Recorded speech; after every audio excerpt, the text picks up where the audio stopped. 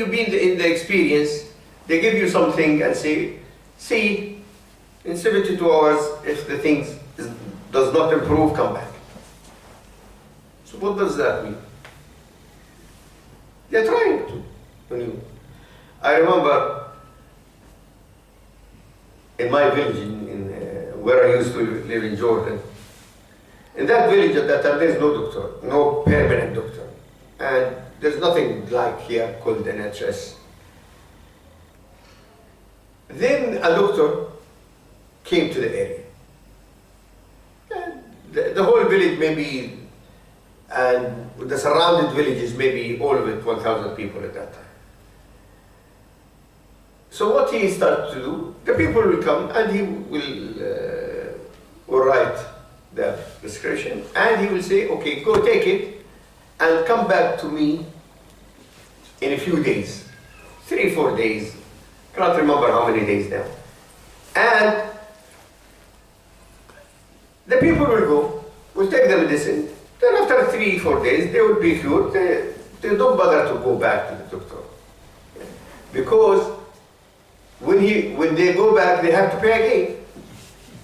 So the people, they don't want to go back. And I remember he was complaining to my father, rahmatullah alayhi, and he said, I don't know what's wrong with these people. I gave them the medicine to try it, to see, how it will affect them. I'd like them to come back to me so I know which medicine is better for a certain thing. Then after that I can prescribe it to other people, but they don't come back. But actually the people, they don't come back because of the money. Now here, with these 2 surahs, the prescription is not from a doctor he'd like to try. It is from Allah subhanahu wa ta'ala. The one who created us, the one who knows the best for us. So if Allah subhanahu wa ta'ala revealed these surahs, and he told us this is the cure, and the Prophet sallallahu alaihi wasallam practiced this. Even when he was dying, Aisha practiced it on him. Which means that you can understand how effective these surahs. Now, do we use these surahs in the same manner? I doubt it. Because after a while, the problem with the people, with the adhkar, after a while, the dhikr became automatic. Okay, you read it, rub it, you go to sleep, start dreaming. So, but do we actually, when we read it with this understanding, with this feeling, with this believing, which is something I will explain, inshallah, in the next lesson in details, that really for these surahs to work effectively, you need to meet the criteria. Yes, the reading, beneficial, there is no doubt. But there is different levels of this.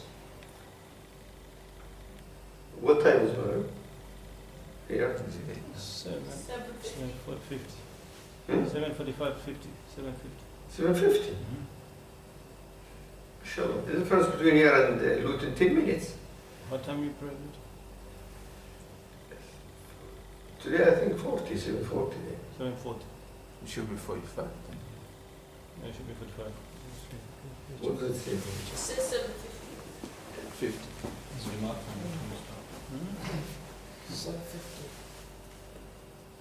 That's 121, so it should be 7:45.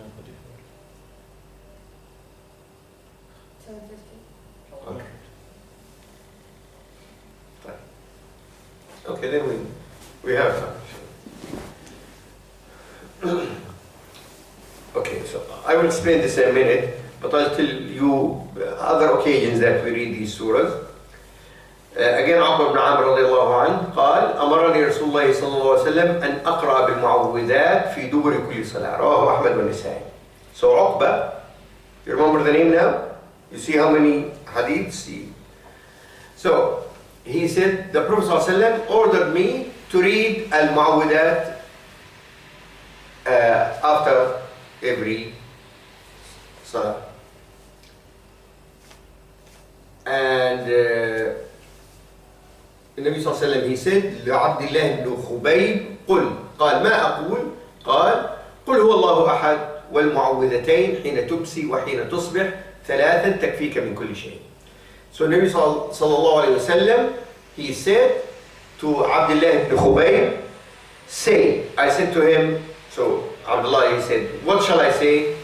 النبي صلى الله عليه وسلم he said, say قل هو الله أحد and the المعوذتين in the evening and in the morning 3 times, and it will be enough for you from everything. So it will be a comprehensive protection from everything. And the Nabi Sallallahu Alaihi Wasallam used to read sometimes the Mu'awwadat in the water, because you know the Sunnah in the water to read سبح اسم ربك الأعلى in the first, قل يا أيها الكافرون in the second, and قل هو الله أحد in the third. But it is narrated also that the Nabi sallallahu alayhi wa sallam read in the third rak'ah قل هو الله أحد قل أعوذ برب الفلق قل أعوذ برب الناس. So my advice to you that, so sometimes read سبح اسم ربك الأعلى قل يا أيها الكافرون قل هو الله أحد, and other times read سبح اسم ربك الأعلى قل يا أيها الكافرون and read المعوذات. And it is narrated that the Nabi Sallallahu Alaihi Wasallam once he read قل أعوذ برب الفلق قل أعوذ برب الناس in Salat al-Maghrib, and when they asked him, he said, I heard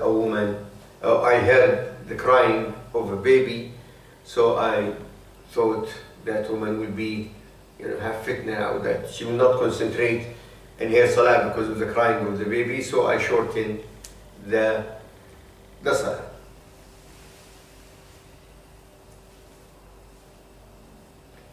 And as I said to you earlier, that these surahs are surah Madaniyah.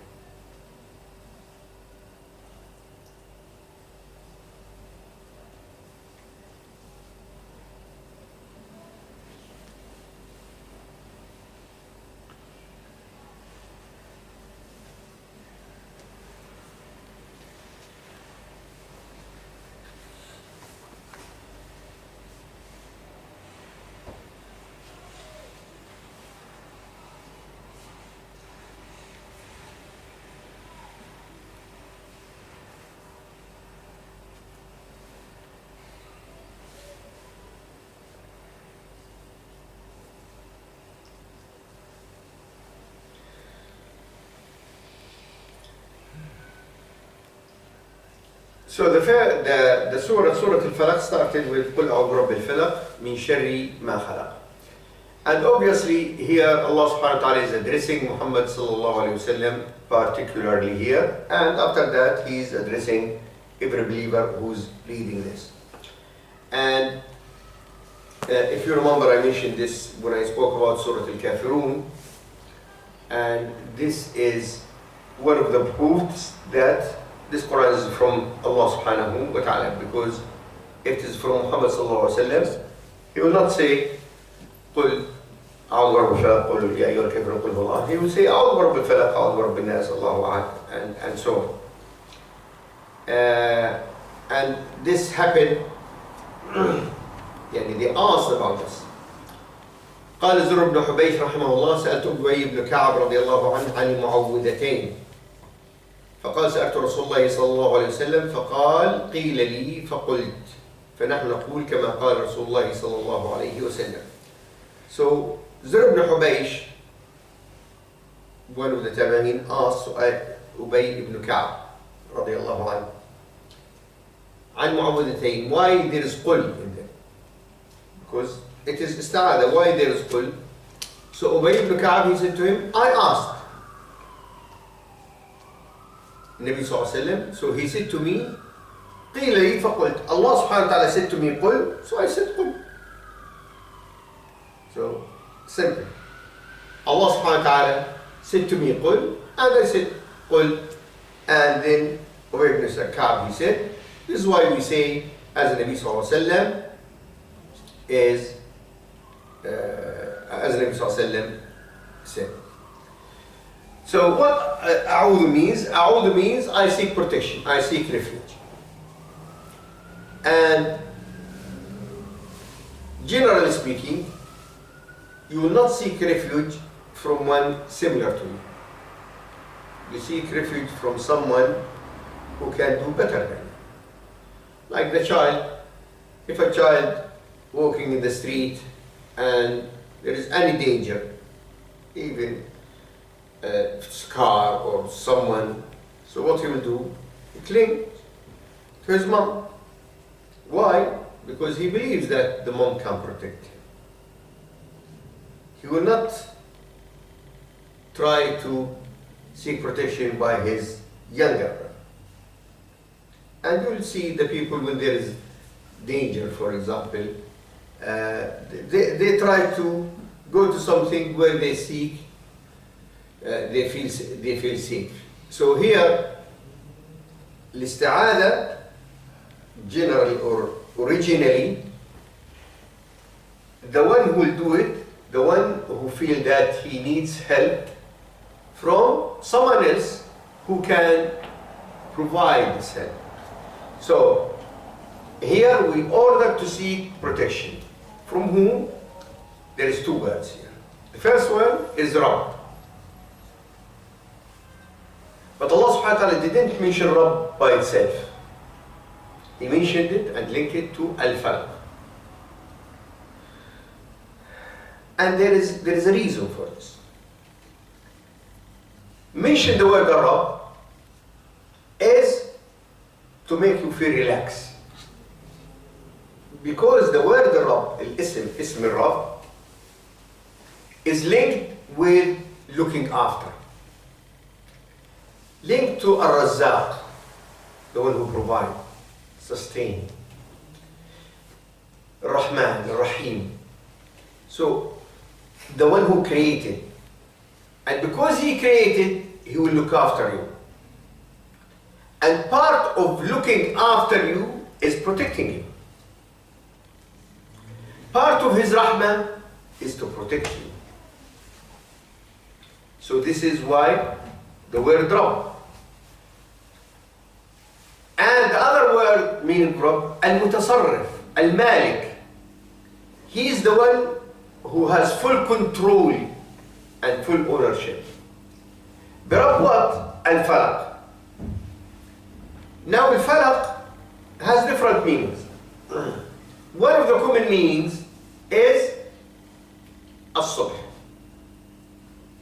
Fajr, morning. Originally came from the word Falaqa. Falaqa, so when you cut something and something else comes out of it. This is the meaning Falaqa. And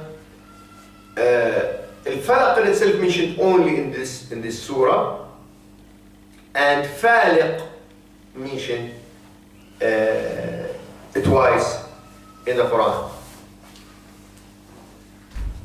And there is another word, فَانْفَلَقَ فَكَانَ كل طرد كالطود العظيم. So when Musa alayhi salam, he hit the sea, then the two sides of the sea became like a mountain. So what happened? Here we can see, if we look to the meaning. So Musa alayhi salam hit the sea, came from it what? Two sides and a path. So what happened in the morning?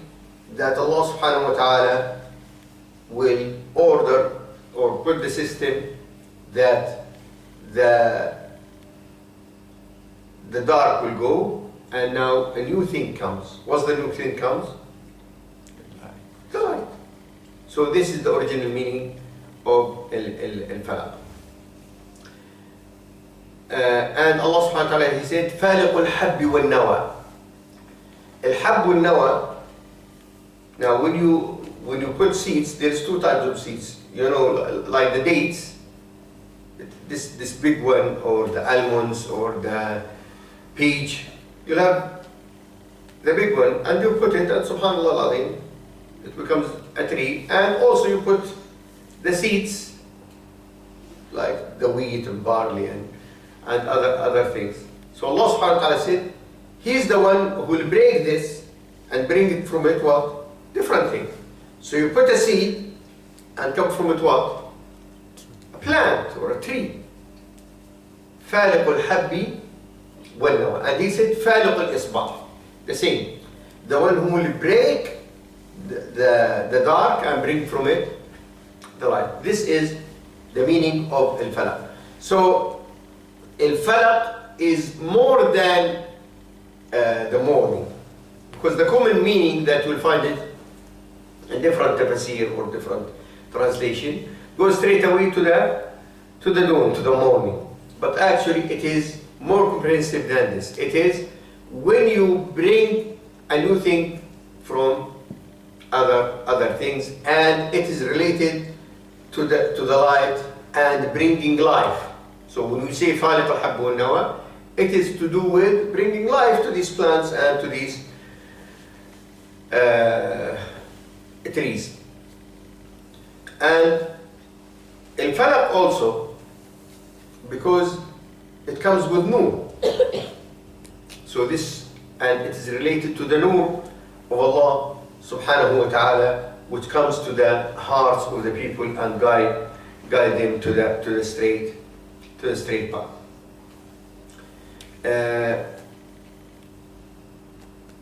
So this is the meaning of al-falaq. Then we say min sharri ma khalaq. So you seek Allah's protection, the Lord of the falaq, the morning, the one who moves everything, creates something else, from shar. The word shar is the opposite of khair. So you'll find in Arabic there is shar and there is khair. Shar means evil. Anything harms you, we call it shar. Anything good which benefits you, we call it khair. Now, Allah subhanahu wa ta'ala ordered you to seek protection, to protect you. He will not ask you to seek protection just for reading. So He ordered you to seek His protection for what? So He will protect you. So every time you read, then Allah's protection will come. Then it comes now the levels of al-isti'adah, as I said earlier. There is 4 levels of isti'adah. The first level is al-isti'adah al-batila. Is there isti'adah batila? False? Doesn't work? Yes. When you make the isti'adah without sincerity, without following Allah's rule. So someone, he reads قُلْ أَعُوذُ بِرَبِّ الْفَلَقِ قُلْ أَعُوذُ بِرَبِّ النَّاسِ, but he doesn't pray, he doesn't believe in Allah subhanahu wa ta'ala 100%, he is committing a lot of sins. So this isti'adah doesn't work? No, it doesn't work. The second type, al-isti'adah al-naqisa. So that person, he has no shirk, he has no bid'ah, but his reliance on Allah subhanahu wa ta'ala is weak. He is saying it might work, might not. I just say it. I don't know what will happen. So there is no full tawakkul in Allah subhanahu wa ta'ala. So this, as the Nabi sallallahu alayhi wa sallam said, إِنَّ اللَّهَ لَا يَسْتَجِيبُ لَعَبْدٍ دَعَاهُ عَنْ ظَهْرِ قَلْبٍ غَافِلٍ. Allah subhanahu wa ta'ala will not accept the dua from a person who call him from occupied heart. So when your heart occupied and doesn't follow Allah subhanahu wa ta'ala, the dua is not accepted. The third type is استعاذة المتقين, which is الاستعاذة المتقبلة, the استعاذة that Allah subhanahu wa ta'ala will accept. And it might be قول عمل قلب. So your heart believes 100% of that this will work. القول, you say it and believe that it is working and you say it properly. العمل, and you act upon what you are saying. So you have, when you say it, your heart must be 100% believe in what you are doing, and when you say the isti'adha, you do it with the proper dua like these surahs, and al-amal, as I mentioned, according to following Allah subhanahu wa ta'ala. The fourth level is isti'adat al-muhsinin, and those who reach the highest level of iman. And Allah subhanahu wa ta'ala mentioned in the authentic hadith that these people, when they make the isti'adah, straight away the isti'adah or the protection will happen. So Allah قال الحديث القدسي: من عاد لي وليا فقد آذنته بالحرب وما تقرب إلي عبدي بشيء أحب إلي مما افترضته عليه وما يزال عبدي يتقرب إلي بالنوافل حتى أحبه فإذا أحببته كنت سمعه الذي يسمع به وبصره الذي يبصر به ويده التي يبطش بها ورجله التي يمشي بها ولئن سألني لأعطينه ولئن استعاذني لأعيننه. That Allah subhanahu wa ta'ala said, the one who take one of my awliya, those who close to Allah subhanahu wa ta'ala, as enemy, I will declare war on him. And you cannot be closer to Allah subhanahu wa ta'ala with any act better than the fara'id. And if you do the fara'id, then after that you do the nawafil voluntarily, and you keep doing this, then Allah subhanahu wa ta'ala will love you. And when Allah subhanahu wa ta'ala will love you, He will guide your hearing, will guide your seeing, and even controls your hand and controls your foot when you walk. When you ask Him, He will give you.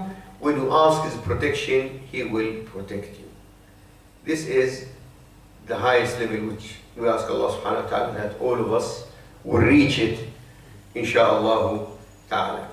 Inshallah next week we'll go in more details in this surah, insha'Allah ta'ala. Subhanakallah wa bihamdik, ashhadu an la ilaha illa anta, astaghfiruka.